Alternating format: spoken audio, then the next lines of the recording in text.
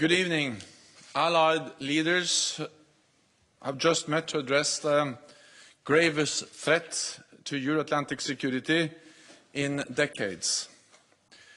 I invited NATO's close partners, Finland, Sweden and the European Union, to our summit because this crisis affects us all. Russia has shattered peace in Europe. The people of Ukraine are fighting for their freedom in the face of Russia's unprovoked invasion. We deplore the tragic loss of life, enormous human suffering and destruction. Our thoughts are with those killed, injured and displaced. We call on Russia to stop this senseless war. Immediately cease its assaults, withdraw all its forces from Ukraine, and turn back to the path of dialogue and turn away from aggression. The Kremlin's objectives are not limited to Ukraine. Russia has demanded legally binding agreements to announce further NATO enlargement and to remove troops and infrastructure from allies that joined after 1997. We are facing a new normal in European security, where Russia openly contests the European security order and uses force to pursue its objectives. The world will hold Russia and Belarus accountable for their actions. Russia as the aggressor, Belarus as the enabler. President Putin's decision to pursue his aggression against Ukraine is a terrible strategic mistake, for which Russia will pay a severe price for years to come. NATO allies and the European Union have already introduced significant sanctions, and many of our partners around the globe have joined us. We must stand ready to do more, even if it means we have to pay a price, because we are in this for the long haul. At the same time, the Russian people must know that Kremlin's war on Ukraine will not make Russia more secure. It will not make Russia more respected in the world. It will not lead to a better future for your children. In response to Russia's massive military build-up over the past months, we have already strengthened our deterrence and defense. Yesterday, NATO allies activated our defense plans. And as a result, we are deploying elements of the NATO response force on land, at sea and in the air, to further strengthen our posture and to respond quickly to any contingency. The United States, Canada and European allies have deployed thousands of more troops to the eastern part of the alliance. We have over 100 jets at high alert operating in over 30 different locations, and over 120 ships from the high north to the Mediterranean, including 3 strike carrier groups. There must be no space for miscalculation or misunderstanding. We will do what it takes to protect and defend every ally and every inch of NATO territory. Leaders today also made clear that we must continue our support to Ukraine. The Kremlin is trying to make NATO and the EU provide less support to our partners. So our collective answer must be more support to countries like Georgia, Moldova, and Bosnia-Herzegovina,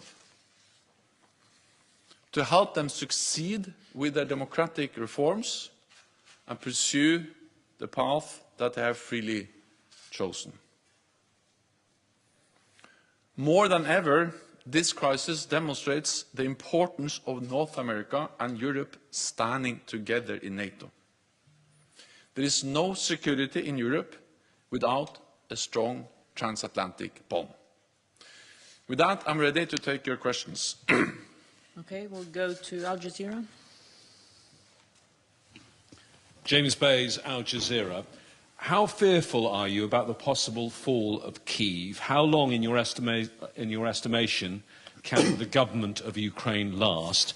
And if we move to a resistance insurgency type situation, what support can NATO then give? So what we see now is a full-fledged invasion of Ukraine from multiple directions with air, sea and land capabilities. And this is actually in line with what our intelligence services predicted over a long period of time, because we saw the build-up around Ukraine with air, sea and land forces. We see, of course, that they're moving towards Kiev. We also see the rhetoric, the messages, which is strongly indicating that the aim is to change government, to change and remove the democratically elected government in Kiev.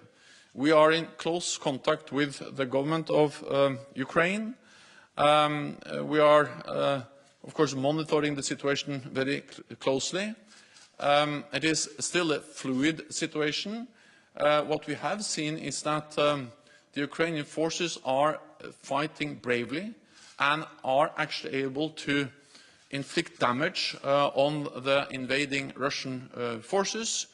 But again, it is a very fluid and an evolving situation. NATO allies expressed at the summit today that they provide support to Ukraine. They are ready to continue to provide support to Ukraine, military support, financial support, humanitarian support. And then I think we all have to judge how things evolve. But the message from NATO leaders and also from Finland and Sweden, EU, is that we are there to support Ukraine. We have supported Ukraine for many years and we continue to provide support. We'll go to the National Press Agency of Ukraine. Dmitry Shkurko, National News Agency of Ukraine. Secretary-General, in the current situation which we observe now in Ukraine, does NATO preserve its desire to assist Ukraine with defensive equipment? In particular, can we expect that NATO will provide Ukraine with so badly needed anti-aircraft equipment? Thank you so much.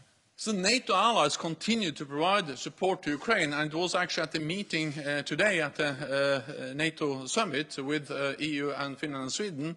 Allies announced and also informed other allies about the type of weapons, the type of support, and some of that also includes air defense systems.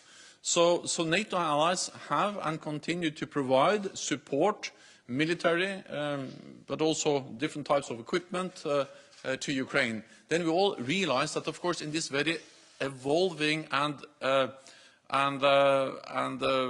difficult situation, it's hard to predict what will be the what are the possibilities in the future. But allies are providing support and are very committed to continue to provide support. Okay, we'll go to NBC, just behind the cameras. Thank you, Mr. Secretary-General. There's concern that NATO could get pulled into this conflict if Russia were to shut down electricity or other services in Ukraine that could spill over into Poland or Romania. Can you say explicitly whether a Russian cyber attack of that nature would trigger an Article 5 collective defense? So we are sending a very clear message to Russia that we provide support to our partner Ukraine, and allies provide many different types of support. NATO help Ukraine also with their cyber defenses. But then for NATO allies, we provide the absolute security guarantees under the Washington Treaty, Article 5. An attack on one will be regarded as an attack on all.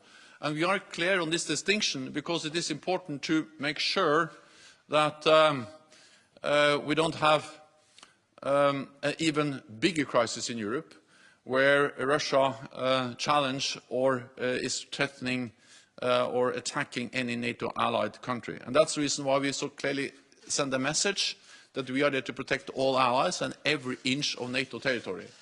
When it comes to cyber attacks and the risk for incidents and accidents, for instance in the Black Sea, we are pursuing mechanisms of deconfliction to prevent that from happening.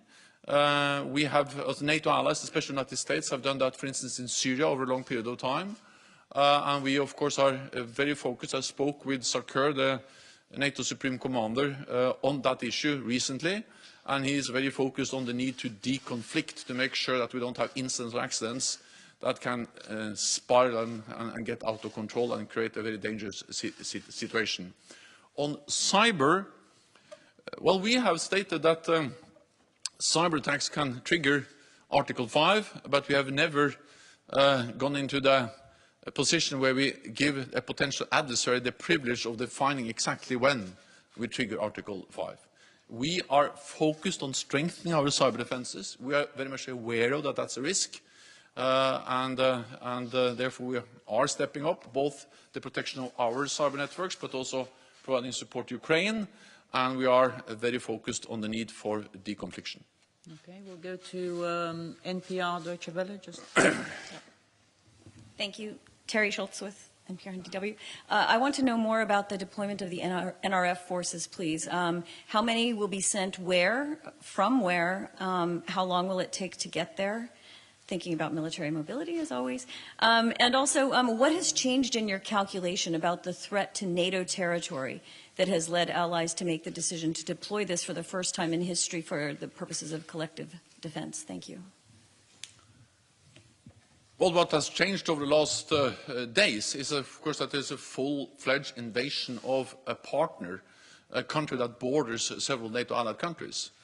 And this is the most serious security crisis we have faced in Europe for decades.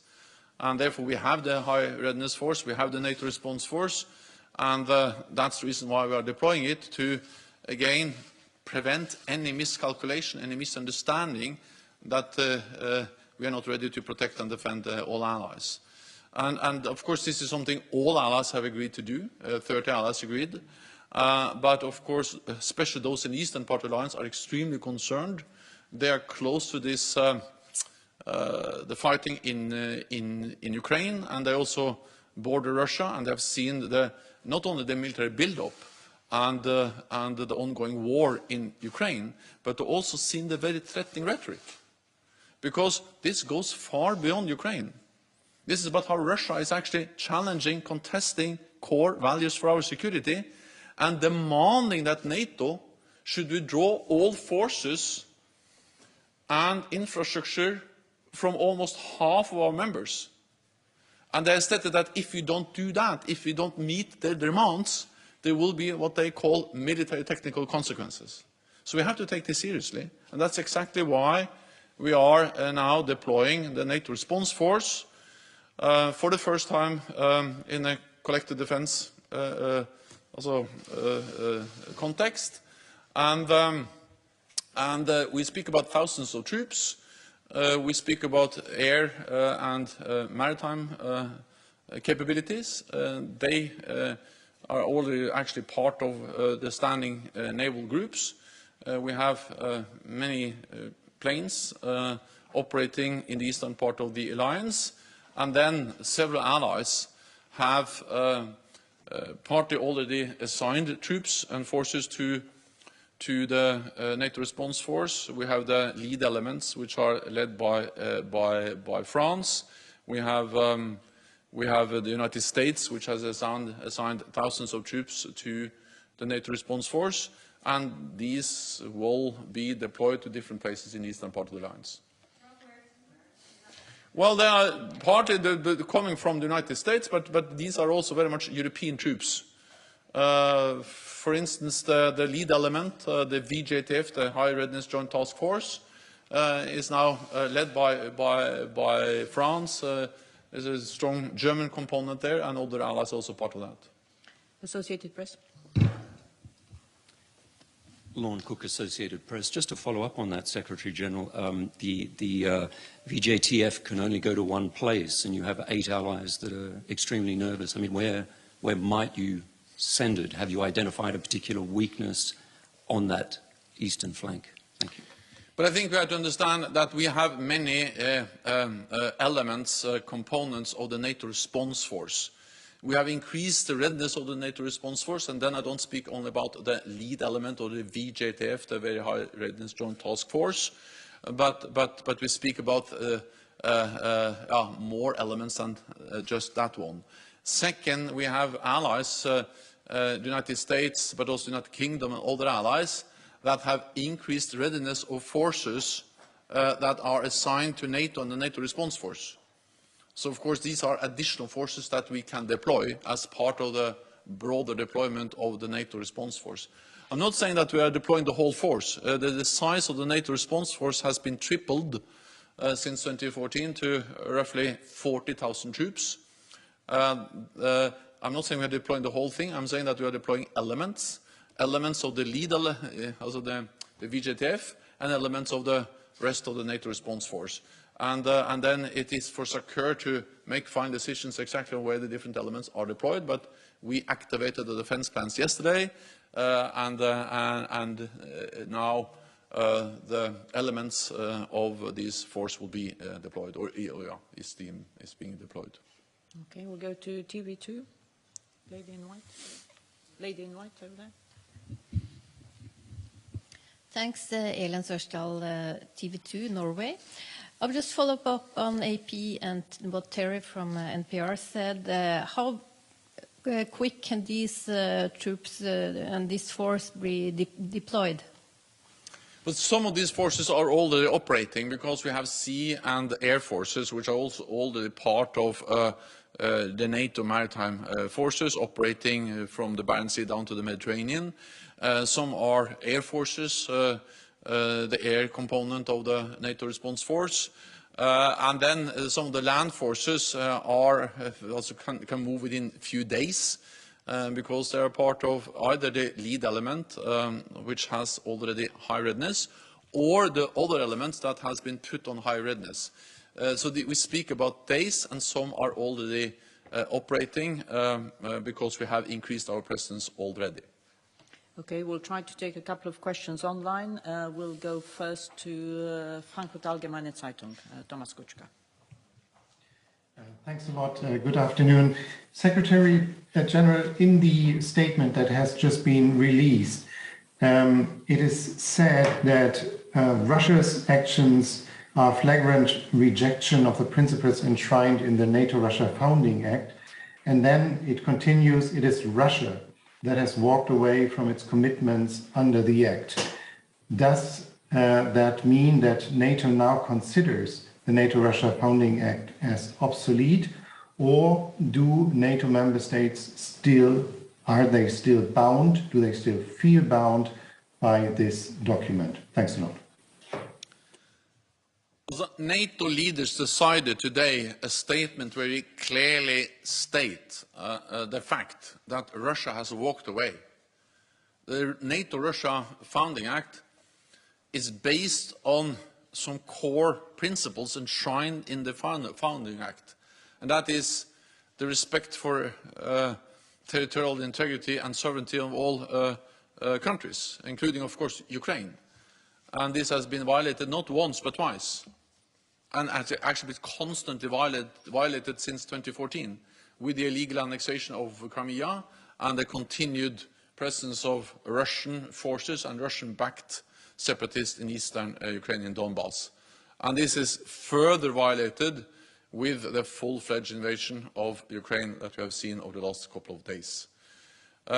So what we see is that Russia shows no respect for the NATO-Russia Founding Act. And of course, if you have a founding act between two partners, NATO and Russia, and one part doesn't respect that agreement, the agreement doesn't work. It doesn't function. It doesn't help us to improve our relationship with Russia.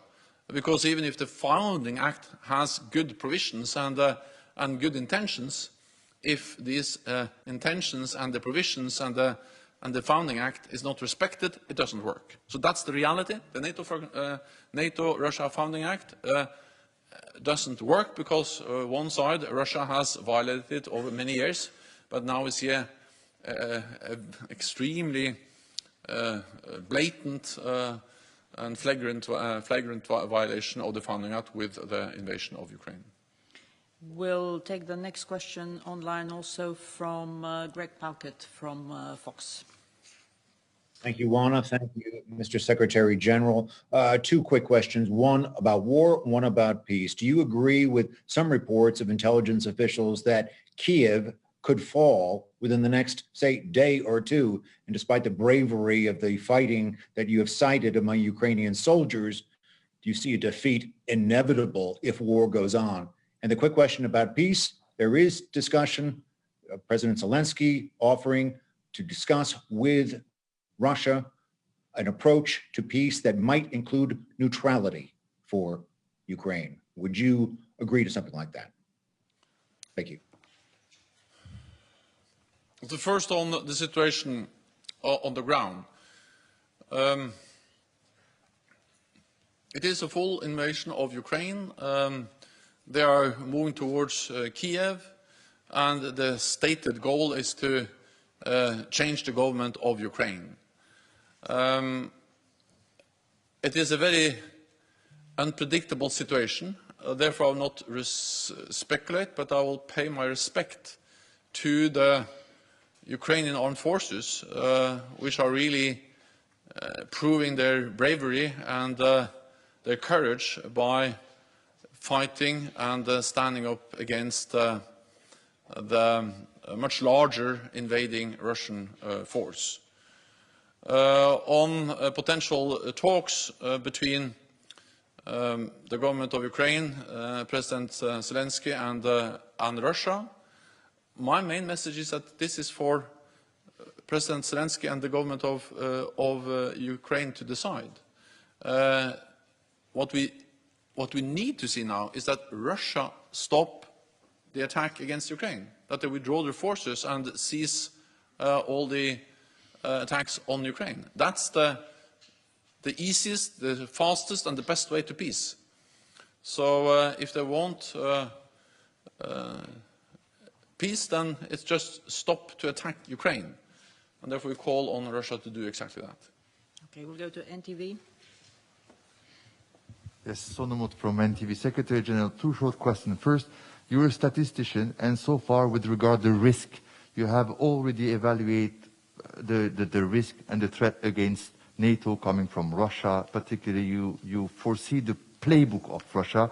And so my first question is, what is the risk that this conflict spread where, and what might be the end goal of Russia? And my second question is, you have at the tip of your fingers the security of 1 billion citizens in the transatlantic area. So you met with on VTC all the leaders. Can you reassure the public opinion that if there is a genuine threat coming from, because the rhetoric, the aggressive rhetoric of Russia, its behavior is unacceptable, that all member states are committed to defend and protect every single centimeter of NATO? Thank you. In the meeting today with NATO leaders, it was a very strong message of unity, a very strong message of resolve that we need to stand together, not only in words but also in deeds. So we agreed a strong statement calling on Russia to stop the attacks on Ukraine, to withdraw its forces, but also we agreed to continue to provide support to Ukraine and also continue to strengthen our presence in the eastern part of the alliance to prevent any attack on any NATO allied country. We have a defensive presence in the east. We are increasing our presence not to provoke a conflict but to prevent the conflict. And as long as there is no doubt about NATO's readiness to protect and defend all allies and our commitment to the core message, the core task of NATO, one for all for one, an attack on one ally will be regarded as an attack on all, then no ally will be attacked. And that will prevent the conflict. And that will preserve peace for NATO allies and for 1 billion people. And that's the reason why we communicate so clearly, and that's the reason why we are deploying more troops in the eastern part of the alliance, to make sure that there is no possibility to misunderstand our readiness to protect and defend all allies. And again, this is to preserve peace, to prevent an attack, and to prevent that the war which is going on in Ukraine spill over to any NATO allied country. And that was the message from NATO leaders today. That was also the message when I met with many of them in the G7 yesterday. And that is also, of course, a message when we speak to close partners, Finland, Sweden, and the European Union, because we all are concerned, and Russia's attack on Ukraine is more than an attack on Ukraine. It's a devastating, horrendous attack on innocent people in Ukraine, but it is also an attack on the whole European security order, and that's the reason why we take it so extremely seriously. Deutsche Welle. Thank you, Alexandra von Nahm, Deutsche Welle. Secretary General, one question on Ukraine's request for Turkey to close the Bosporus for Russian warships. Was that discussed today? And one follow-up on the question just asked.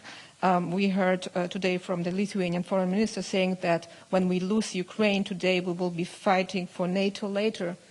Would you say that the statement is exaggerated? Thank you. So on the Bosporus, that was not an issue.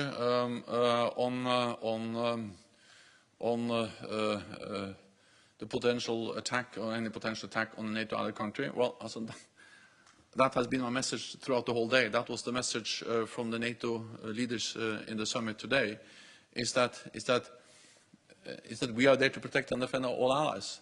NATO is the strongest military alliance in the world. And make no mistake, we are there to protect and defend all allies and every inch of NATO territory. And we convey that message again and again, both in words but also in deeds.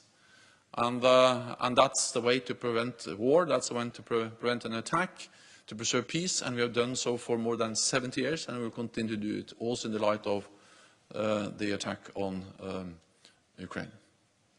Thank you very much. This concludes this press conference. Thank you so much.